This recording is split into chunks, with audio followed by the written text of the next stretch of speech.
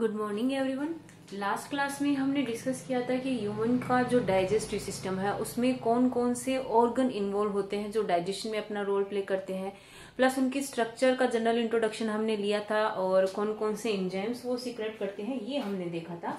आज हम डिटेल में ये पढ़ने वाले हैं कि हम जो फूड कंज्यूम करते हैं जिसमें मैक्रो न्यूट्रिएंट्स होते हैं, कॉम्प्लेक्स मॉलिक्यूल होते हैं जैसे कार्बोहाइड्रेट है, प्रोटीन है, लिपिड है, न्यूक्लिक एसिड है, इनका प्रॉपर डाइजेशन कहाँ होता है, कौन कौन से एंजाइम्स इनके डाइजेशन में इन्वॉल्व होते हैं, प्लस इनका जो एब्जॉर्प्शन है या अवशोषण है वो कहाँ होता है, ये हम डिस्कस करने वाले हैं।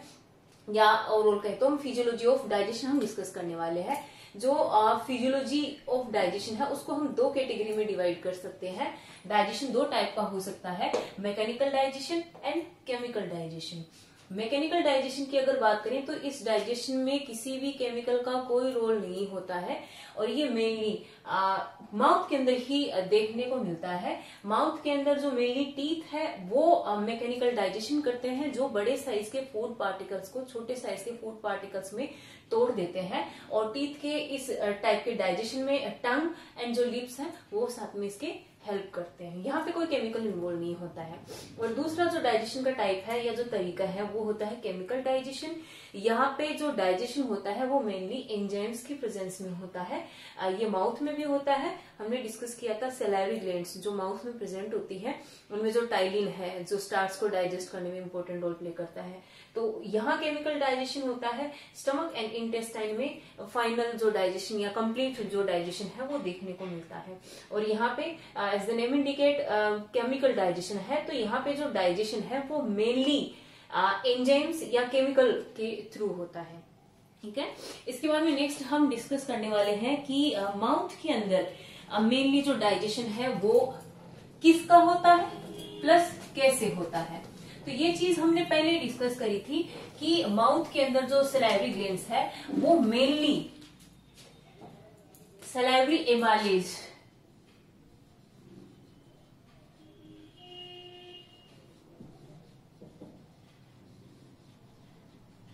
सलाइवरी एमाइलेज का स्रवण करती है या सिक्रेशन करती है।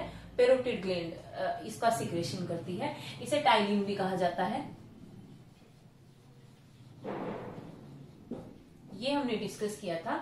और जो सलाइवरी एमाइलेज है वो मेनली काम करता है स्टार्च पे और स्टार्च को ये माल्टोज में तोड़ देता है। जो स्टार्च का 30% डाइजेशन है वो सलाइवरी एमाइलेज ही करता है।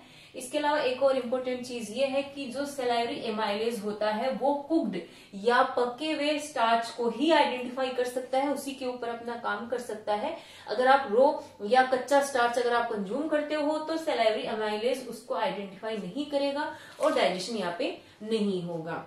इसके अलावा और भी जैसे मैंने बताया था कि सलाइवरी लाइपेज भी यहाँ प्रेजेंट होता है, लेकिन लाइपेज के बारे में हम पहले ही कल डिस्कस कर चुके हैं कि लाइपेज जो है वो सिर्फ और सिर्फ इमल्सिफाइड जो फेट है उसके ऊपर ही काम करता है।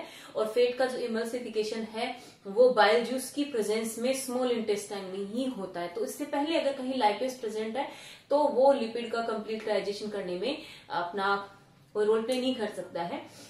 इसके अलावा जो फूड हम मुंह में लेते हैं उसमें सलाइवा जब अच्छे से मिक्स हो जाती है तो अब इसे हम बोलस कहते हैं। इस बोलस को निगलने की प्रक्रिया द्वारा या स्वेल्व करके इसको हम इसोफेगस के थ्रू स्टमक में पहुंचा देते हैं। इसका आगे का जो डाइजेशन होता है वो स्टमक में होता है। तो स्टमक में डाइजेशन कैसे होता है ये हम नेक्स्ट डिस्कस कर रहे हैं।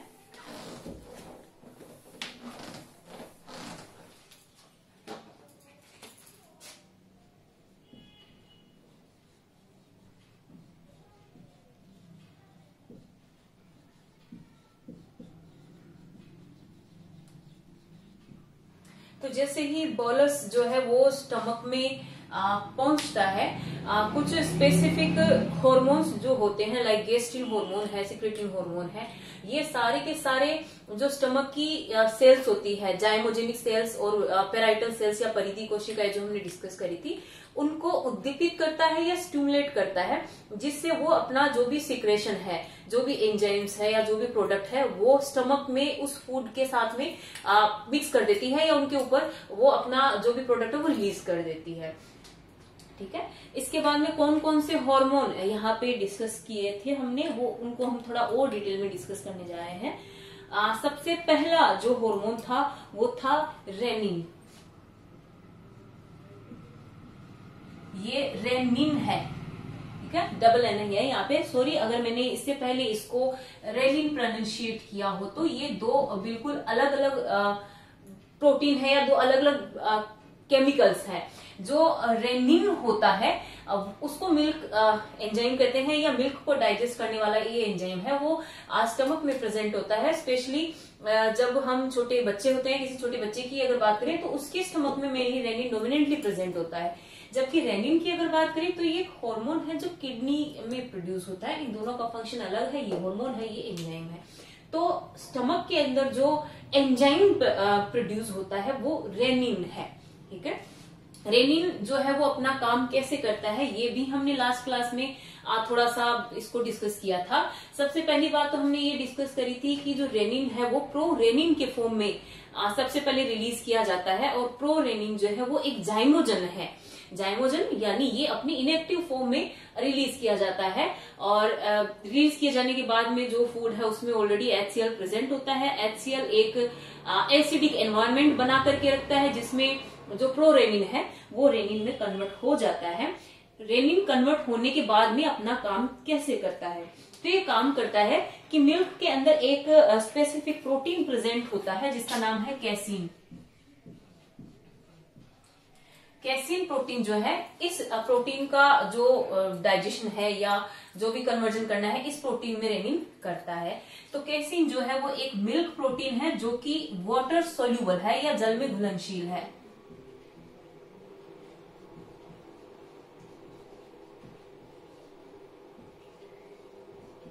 और ये सोल्यूबल या विलयशील या घुलनशील होता है। रेनिन जो है वो इस कैसीन को कैल्शियम पेराकैसिनेट में कन्वर्ट कर देती है, जो कि एक नॉन सोल्यूबल प्रोडक्ट है। तो रेनिन की प्रेजेंस में जो मिल्क कंज्यूम किया जाता है वो एक दही जैसे मटेरियल में कन्वर्ट हो जाता है। इसी वजह से ये जो एंजाइम है ये कर्ड एंजाइम भी कहलाता है। तो ये रेनिन का काम है। इसके बाद में नेक्स्ट जो एंजाइम हमने डिस्कस किया था वो है पेप्सिन।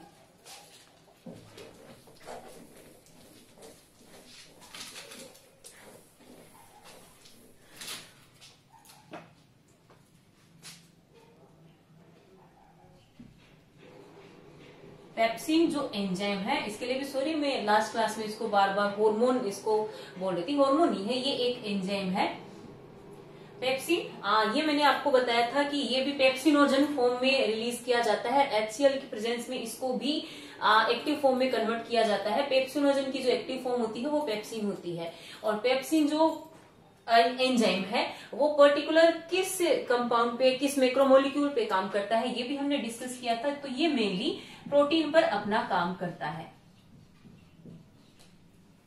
ठीक है। ये एक प्रोटीएज कैटेगरी का एंजाइम है। इसके अलावा एक चीज हम यहाँ पे और डिस्कस करने वाले हैं कि जो प्रोटीएज होते हैं यानी वो एंजाइम जो प्रोटीन के डाइजेशन में इन्वॉल्व होते हैं उनको हम दो कैटेगरी में डिवाइड कर सकते हैं, एंडोप्रोटीएज एंड एक्सोप्रोटीएज, ठीक है। ये क्या होते हैं, कैसे अपना काम करते हैं, ये हम डिस्कस करते हैं। तो प्रोटीन की स्ट्रक्चर अगर हम देखें तो हम क्या देखते हैं कि बहुत सारे एमिनो एसिड जो है वो एक स्पेसिफिक सीक्वेंस में आपस में एक दूसरे से जुड़े हुए होते हैं। ये एमिनो एसिड है। एमिनो एसिड की जो ये पूरी सीक्वेंस होती है जिसमें सारे एमिनो एसिड एक दूसरे से पेप्टाइड बॉन्ड के थ्रू जुड़े हुए होते हैं, इसको हम प्रोटीन कहते हैं।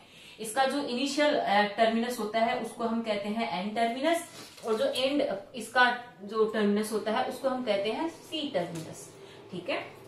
तो जो एंडोप्रोटीएज कैटेगरी के जो एंजाइम्स होते हैं या जो प्रोटीएज होते हैं, वो किसी भी प्रोटीन के स्पेसिफिक बीच में से कहीं से उसको तोड़ते हैं, और तोड़ने से पहले वो उसको रिकॉग्नाइज करते हैं, वो एमिनो एसिड की पर्टिकुलर सीक्वेंस को रिकॉग्नाइज करते हैं और उसके अकॉर्डिंग वो वहां पे कट लगाते हैं। जो एंडोप्रोटीएज है वो किसी भी प्रोटीन को बीच में से कट करते हैं, वो किनारे से अपना काम नहीं करते हैं, ये किनारे से एमिनो एसिड को सेपरेट नहीं करते हैं। तो जब एक एंडोप्रोटीएज अपना काम करता है तो बड़े साइज का जो प्रोटीन है ये डाइजेस्ट होने के बाद में छोटे साइज के जो सेगमेंट्स है उनमें कन्वर्ट हो जाता है। तो यहाँ पे एंडोप्रोटीएज जो है वो किसी भी प्रोटीन के कंप्लीट डाइजेशन के काम नहीं आ सकता, प्रोटीन का कंप्लीट डाइजेशन ये नहीं कर सकता है। एक्सोप्रोटीएज के एग्जांपल भी कल हमने देखे थे। एक था कार्बोक्सीपेप्टाइडेज एंड एक था एमिनोपेप्टाइडेज। ठीक है, कार्बोक्सीपेप्टाइडेज तो वो था जो किसी भी प्रोटीन सेगमेंट का जो सी टर्मिनस है वहां से एक एक करके ये किनारे से एक एक करके ही एमिनो एसिड को सेपरेट करता है, और एमिनोपेप्टाइडेज वो था जो एंड टर्मिनस से एक एक करके एमिनो एसिड को सेपरेट करता है। तो सबसे पहले प्रोटीन पे काम करते हैं एंडोप्रोटीएज, जो एक बड़े साइज के प्रोटीन को छोटे छोटे फ्रेगमेंट्स में या सेगमेंट्स में उसको तोड़ देते हैं, और उसके बाद में उसके ऊपर काम करते हैं एक्सोपेप्टाइडेज, जो प्रोटीन के उन फ्रेगमेंट्स का कंप्लीट डाइजेशन कर देते हैं, और फाइनली जो डाइजेस्टेड प्रोडक्ट हमें मिलता है वो होते हैं एमिनो एसिड। एमिनो एसिड को हमारी सेल्स जो है वो अब डायरेक्टली यूटिलाइज कर सकती है एनर्जी प्रोडक्शन में या एसिमिलेशन में या स्वांगीकरण जिसको बोलते हैं उसमें इसको काम में लिया जा सकता है। तो जो पेप्सिन है वो एक एंडोप्रोटीएज कैटेगरी का एंजाइम है, यानी ये एक स्पेसिफिक सीक्वेंस को या एमिनो एसिड को रिकॉग्नाइज करता है और उसके अकॉर्डिंग वो कट प्रोड्यूस करता है। ये हमने पेप्सिन को डिस्कस किया है। इसके बाद में एक चीज और हमने डिस्कस करी थी, काइम। जब सारा का सारा जो गैस्ट्रिक जूस है वो फूड के साथ में अच्छे से मिक्स हो जाता है तो अब उस बोलस को हम काइम कहते हैं। ये काइम अब आगे इंटेस्टाइन में जाने के लिए रेडी है। ठीक है, इसके अलावा एक चीज और अपन ने डिस्कस करी थी कि जो गैस्ट्रिक जो स्टमक की इनर जो सेल्स होती है उसमें दो टाइप की सेल हमने डिस्कस करी थी, जाइमोजेनिक सेल और पैराइटल सेल है। जाइमोजेनिक सेल एक तो रेनिन का सिक्रेशन करती है, पेप्सिन का सिक्रेशन करती है। इसके अलावा मैंने gastric amylase and gastric lipase भी बताया था कि वो भी ये सिक्रेट करती है। लेकिन गैस्ट्रिक लाइपेज की अगर हम बात करें, होता ये लिपिड डाइजेशन के लिए है, लेकिन ये चीज हम अभी डिस्कस कर चुके हैं कि जब तक फैट का इमल्सिफिकेशन नहीं होता है तब तक लाइपेज अपना प्रॉपर काम नहीं कर सकता है। और अगर गैस्ट्रिक एमाइलेज की अगर हम बात करें जो कि कार्बोहाइड्रेट के डाइजेशन में इन्वॉल्व होता है, तो वो सफिशिएंट अमाउंट में नहीं होता है कि वो कार्बोहाइड्रेट को कंप्लीटली डाइजेस्ट कर सके। तो यहाँ पे जो मेन फंक्शन है वो या मेन जो डाइजेशन है वो पेप्सिन और रेनिन का होता है, जो हम ऑलरेडी डिस्कस कर चुके हैं। इसके बाद में नेक्स्ट हम यहाँ पे डिस्कस करेंगे कि जो स्मॉल इंटेस्टाइन है उसमें कौन कौन से एंजाइम सीक्रेट होते हैं और वो किस पर काम करते हैं, कैसे काम करते हैं। और एक चीज हमने एलिमेंट्री कैनाल की स्ट्रक्चर में पहले ही देखी थी कि जो स्मॉल इंटेस्टाइन है उसके साथ में तो ग्लैंड्स जुड़ी हुई होती है, लिवर एंड पेनक्रियास। जो लिवर है वो मेनली बाइल जूस का सिक्रेशन करता है जिसका काम पीएच को मेंटेन करके रखना है। पेनक्रियास जो है वो मेन डाइजेस्टिव एंजाइम्स का सिक्रेशन करता है। लेकिन इन दोनों के अलावा जो स्मॉल इंटेस्टाइन है जिसका सबसे पहला पार्ट है ड्यूडेनम, उसकी जो इनर सेल्स होती है वो भी कुछ एंजाइम्स का सिक्रेशन करती है, हालांकि अमाउंट कम होती है लेकिन फिर भी करती है। वो कौन कौन से एंजाइम सिक्रेट करती है और वो किस प्रोडक्ट पर पर्टिकुलर काम करते हैं ये हम नेक्स्ट डिस्कस करने वाले हैं। ठीक है, तो इसमें सबसे पहले अगर हम बात करें तो उन एंजाइम्स की हम बात करेंगे जो पर्टिकुलर कार्बोहाइड्रेट पर अपना काम करते हैं। इन्हें कंबाइनली ग्लाइकोसिडेज कहा जाता है।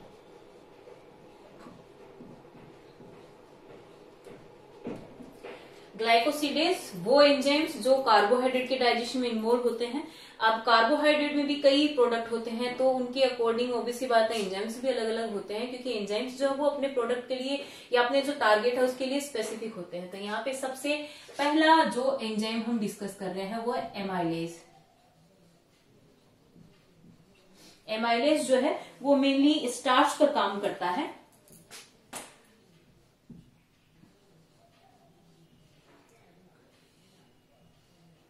और जब एमाइलेज स्टार्च पर काम करता है तो वो उसको अल्फा डेक्स्ट्रीन या माल्टोज में तोड़ देता है।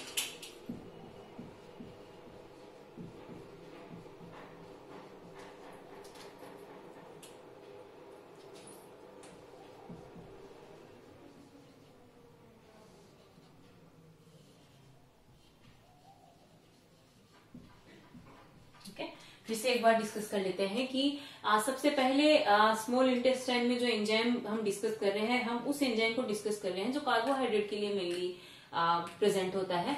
इनको हम ग्लाइकोसिडेज कह रहे हैं। और इसमें सबसे पहला एग्जांपल हमने लिया है एमाइलेज का। एमाइलेज जो है वो मेनली स्टार्च पर अपना काम करता है और ये स्टार्च को अल्फा डेक्स्ट्रीन या माल्टोज में कन्वर्ट कर देता है। लेकिन ये जो अल्फा डेक्स्ट्रीन या माल्टोज है ये अभी कंप्लीट डाइजेशन नहीं हुआ है। इनके लिए स्पेसिफिक एंजाइम्स और प्रेजेंट होते हैं जो इसका कंप्लीट डाइजेशन करते हैं। अल्फा जो डेक्स्ट्रीन है इसके लिए अल्फा डेक्स्ट्रीनेज एंजाइम प्रेजेंट होता है जो अल्फा डेक्स्ट्रीन को ग्लूकोज के फॉर्म में तोड़ता है। ठीक वैसे ही माल्टोज को डाइजेस्ट करने के लिए माल्टेज एंजाइम होता है जो माल्टोज को फाइनली ग्लूकोज में कन्वर्ट कर देता है। तो ये कुछ वैसे ही है जैसे ये एक बड़े साइज का कार्बोहाइड्रेट है, एमाइलेज उसको छोटे छोटे टुकड़ों में तोड़ता है और ये एंजाइम फाइनली एकदम स्मॉलेस्ट पार्ट में उसको कन्वर्ट कर देते हैं या कंप्लीट उसका डाइजेशन है वो कर देते हैं। इसके अलावा एक कार्बोहाइड्रेट और होता है ट्रीहेलोज। ट्रीहेलोज जो है वो मेनली जो इंसेक्ट्स होते हैं उनकी ब्लड शुगर कहलाती है। उनका जो ब्लड या हीमोलिम्फ होता है उसमें मेनली ये प्रेजेंट होती है और इसको डाइजेस्ट करने के लिए एक ग्लाइकोसिडेज या एक एंजाइम प्रेजेंट होता है जो है ट्रीहेलेज।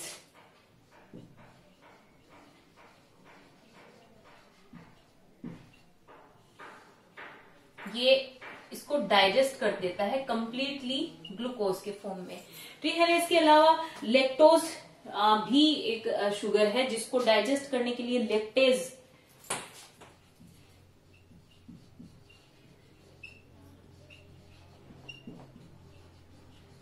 एंजाइम प्रेजेंट होता है जो लेक्टोज को ग्लूकोज एंड गैलेक्टोज में डाइजेस्ट कर देता है।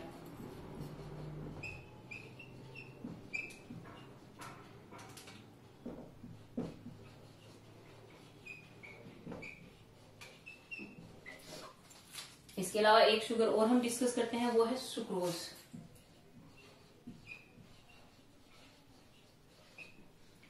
इसको डाइजेस्ट करने के लिए एंजाइम प्रेजेंट होता है सुक्रेज और ये जो सुक्रेज एंजाइम है ये सुक्रोज को ग्लूकोज एंड फ्रक्टोज में कन्वर्ट कर देता है।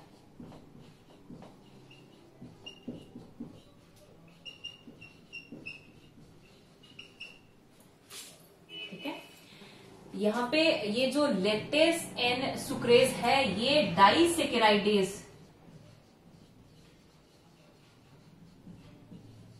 एंजाइम है, यानी ये दो मोनोसेकेराइड आपस में जुड़ी हुई है।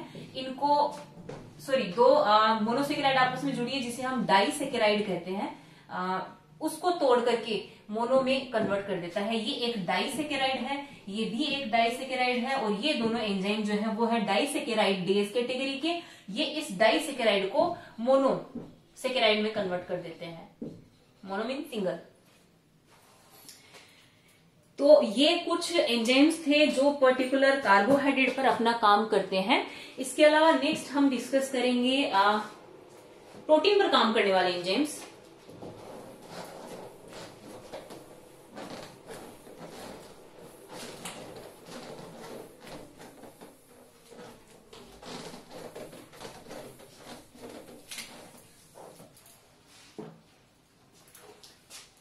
पेप्टिडेज या प्रोटीएज,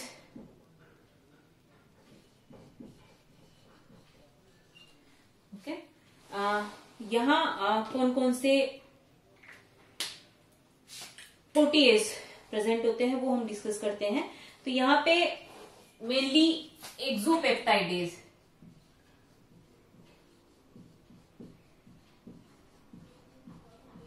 प्रेजेंट होते हैं। एक्सोपेप्टाइडेज हमें अभी डिस्कस किया था कि अगर एमिनो पेप्टाइडेज है तो वो एन टर्मिनस से एमिनो एसिड को एक एक करके अलग करेगा, और अगर कार्बोक्सी पेप्टाइडेज है तो वो सी टर्मिनस से एक एक करके एमिनो एसिड को अलग करेगा।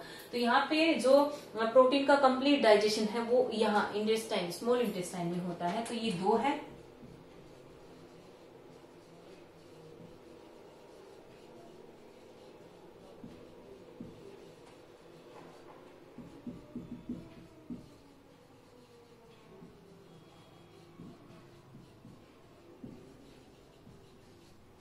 यहाँ पे प्रोटीन का जो कंप्लीट डाइजेशन है वो यहाँ पे देखने को मिलता है। इसके अलावा ये प्रोटीज यहाँ पे प्रेजेंट होते हैं। और इसके अलावा अगर हम बात करें तो लाइपेज की,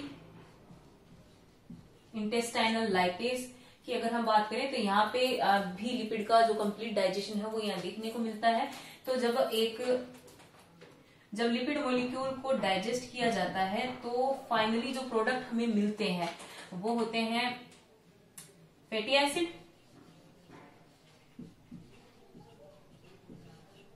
एंड ग्लिसरॉल। ठीक है, ये लिपिड का डाइजेशन हो गया। इसके अलावा न्यूक्लिक एसिड का डाइजेशन भी यहाँ पे देखने को मिलता है। न्यूक्लिक एसिड जैसे कि हम जानते हैं डीएनए एंड आरएनए जो न्यूक्लिक एसिड है, ऑब्वियस सी बात है फूड अगर हम कंज्यूम कर रहे हैं तो ये भी उसके साथ में प्रेजेंट होते ही है, उसके न्यूक्लियस में प्रेजेंट होते ही है। तो उनका डाइजेशन यहाँ पे कैसे होता है, जैसे कि हम जानते हैं कि डीएनए जो होता है वो उसकी जो स्मॉलेस्ट जो यूनिट होती है वो न्यूक्लियोटाइड्स होती है।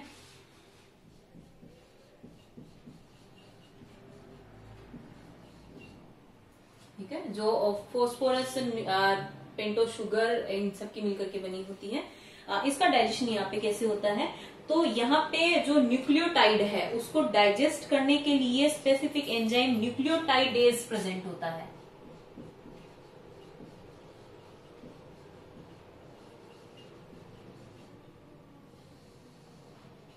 तो जब ये एंजाइम न्यूक्लियोटाइडेज किसी न्यूक्लियोटाइड पर काम करता है तो ये उसको फॉस्फेट और न्यूक्लियोसाइड में कन्वर्ट कर देता है।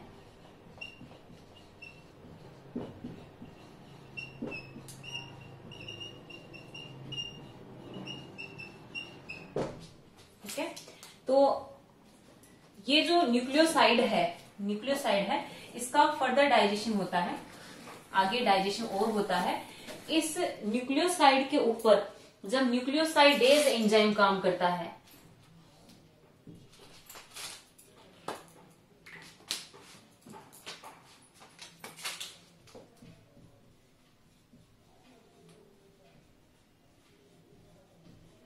तो ये जो न्यूक्लियोसाइड है वो फाइनली कन्वर्ट हो जाता है नाइट्रोजन बेस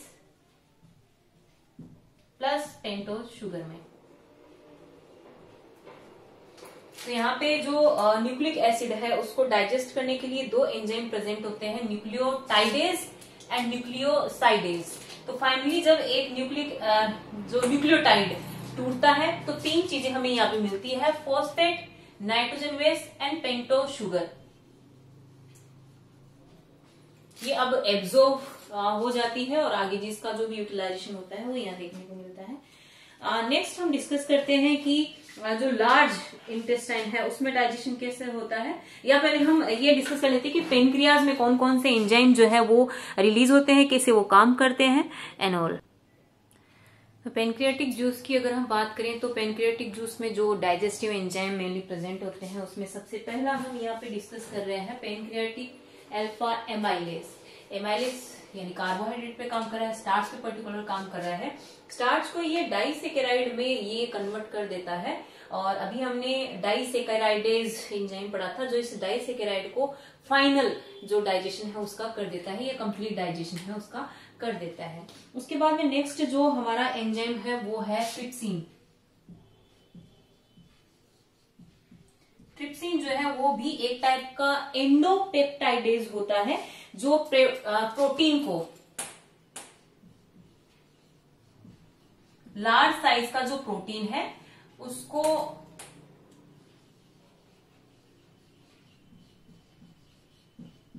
बड़े बड़े टुकड़ों में तोड़ देता है, लार्ज पेप्टाइड्स में उनको तोड़ देता है। कंप्लीट डाइजेशन ये भी नहीं करता है। इसके अलावा एक और यहाँ पे हमने प्रोटीएज ही देखा था जिसका नाम था काइमोट्रिप्सिन।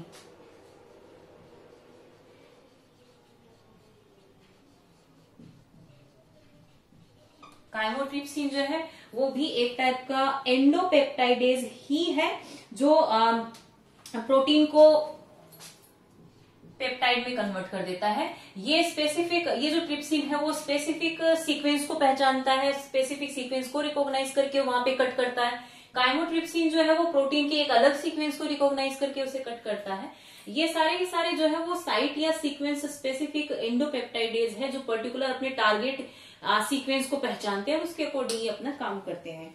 इसके अलावा एक एंजाइम और है इलास्टेज, ये भी हमने कल डिस्कस किया था, जो कि जनरली हमारी स्किन में प्रेजेंट है। जो स्किन है उसको इलास्टिसिटी ये प्रोवाइड करवाता है। ये मेनली इलास्टिन प्रोटीन पर काम करता है और उसको बड़े प्रोटीन को बड़े बड़े टुकड़ों में तोड़ देता है। अब ये जो लार्ज पेप्टाइडेज होते हैं इनके ऊपर जो आपके एमिनो पेप्टाइडेज है या कार्बोक्सी पेप्टाइडेज है वो अपना काम करते हैं और उसका फाइनल डाइजेशन करते हैं। ये जो तीनों अपन ने यहाँ पे डिस्कस किए हैं ये तीनों एंडोपेप्टाइडेज है और एंडोपेप्टाइडेज कभी भी प्रोटीन का कंप्लीट डाइजेशन नहीं करते हैं। इसके बाद में एक यहाँ पे नेक्स्ट एंजाइम यहाँ पे जो सीक्रेट होता है वो है कार्बोक्सी पेप्टाइडेज, जो मेनली काम करता है इन प्रोडक्ट्स पर जिनके ऊपर ट्रिप्सिन, काइमोट्रिप्सिन एंड इलास्टेज ने काम किया है और इन तीनों के काम से जो प्रोडक्ट यहाँ पे मिलते हैं उनके ऊपर आगे काम करता है कार्बोक्सी पेप्टाइडेज।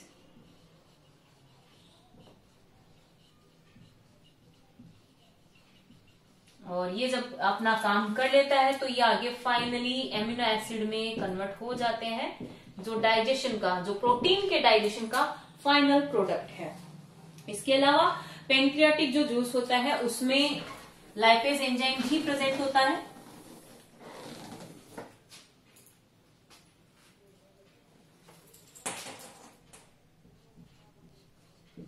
और लाइपेज एंजाइम जो है वो लिपिड की जो सबसे सिंगल यूनिट होती है। लिपिड वैसे मल्टी पॉली चेन बनाता ही नहीं है, ट्राइग्लिसराइड।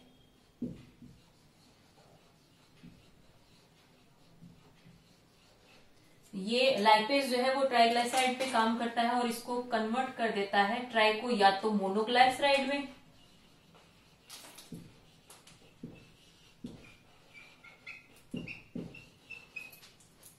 या फिर फैटी एसिड या ग्लाइसरोल में।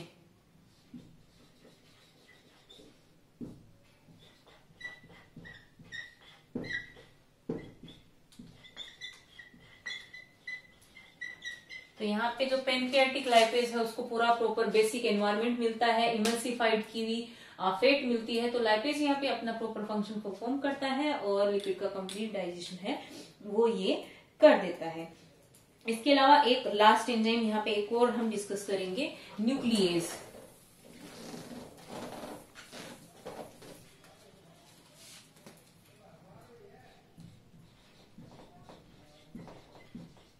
न्यूक्लियस जो है वो मेनली न्यूक्लिक एसिड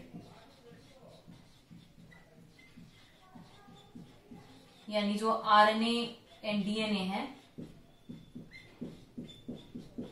उनके डाइजेशन में इंपॉर्टेंट रोल प्ले करता है और ये जब उनको डाइजेस्ट करता है तो जो फाइनल प्रोडक्ट निकल करके आता है वो है न्यूक्लियोटाइड। ठीक है, न्यूक्लिक एसिड डीएनए आरएनए को जब हम उसकी सिंगल यूनिट में तोड़ते हैं तो सिंगल यूनिट जो है वो न्यूक्लियोटाइड होती है और इसको डाइजेस्ट करने में जो एंजाइम है वो न्यूक्लियेज होता है। न्यूक्लियोटाइड जो है वो फाइनल प्रोडक्ट नहीं है, उसको थोड़ा और आगे डाइजेस्ट करना है, इसका डाइजेशन अभी कंप्लीट नहीं हुआ है। तो अभी हमने डिस्कस किया था जो इंटेस्टाइनल जूस है उसमें न्यूक्लियोटाइडेज एंड न्यूक्लियोसाइडेज प्रेजेंट होते हैं जो इस न्यूक्लियोटाइड का कंप्लीट डाइजेशन करते हैं। तो ये था यहाँ पे इंटेस्टाइन में जो मेन डाइजेशन होता है, कौन कौन से डाइजेस्टिव एंजाइम यहाँ पे इन्वॉल्व होते हैं, ये हमने डिस्कस किया है। नेक्स्ट हम डिस्कस करेंगे कि जो लार्ज इंटेस्टाइन है उसमें डाइजेशन कैसे होता है, एंड नेक्स्ट हमारा इसके बाद में टॉपिक रहेगा एब्जॉर्प्शन कैसे होता है। लार्ज इंटेस्टाइन की अगर हम बात करें तो ये हम पहले डिस्कस कर चुके हैं कि यहाँ पे कोई स्पेसिफिक प्रोटीन या एंजाइम यहाँ पे प्रेजेंट नहीं होते हैं जो डाइजेशन कर सके, तो यहाँ पे मेनली डाइजेशन नहीं होता है। इसके अलावा हम डिस्कस करेंगे कि एब्जॉर्प्शन, ये जो डाइजेस्टेड मटेरियल है, अब इसका एब्जॉर्प्शन कैसे होता है इन नेक्स्ट क्लास।